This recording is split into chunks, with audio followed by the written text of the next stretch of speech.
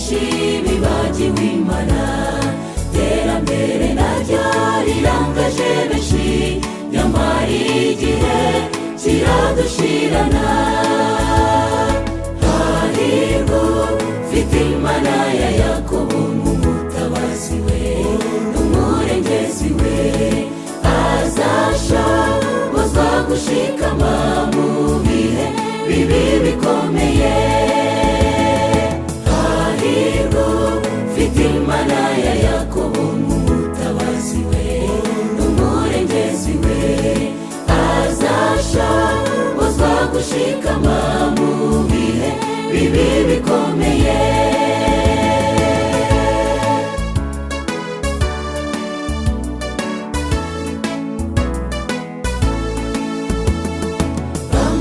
Bakunda bababereye Imana, banga amafaranga babereye Imana, banga icyubahiro nicyo Mana yabo, babirutishije Imana rurema.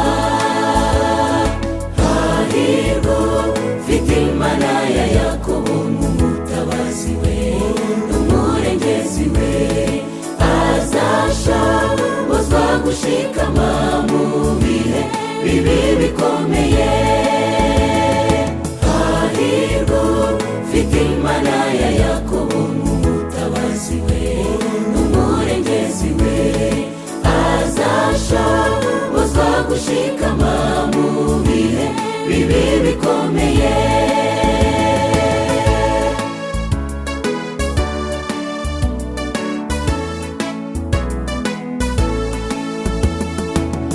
Isi duhenda igeze ku iherezo, kandi bidatinze Yesu aragarutse.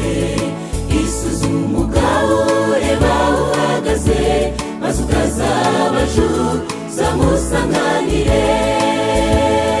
Hahirwa ufite Imana ya Yakobo nk'umutabazi we n'umurengezi we, azashobozwa gushikama mu bihe bibi bikomeye.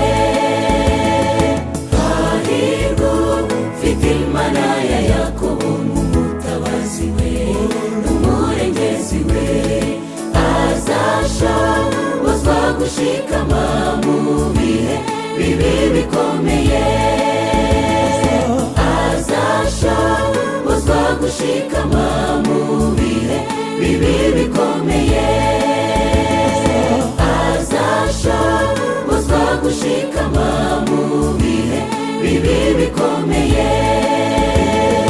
Hahirwa ufite Imana ya Yakobo nk'umutabazi we n'umurengezi we, azashobozwa gushikama mu bihe bibi bikomeye.